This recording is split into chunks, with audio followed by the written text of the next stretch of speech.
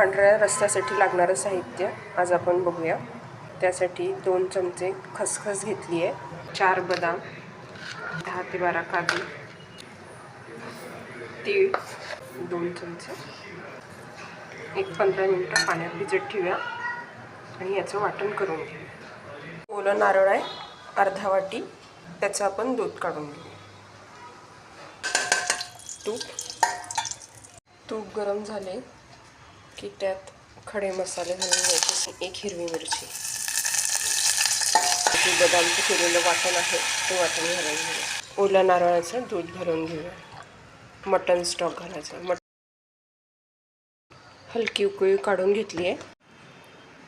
video आवडला असेल like करा, शेअर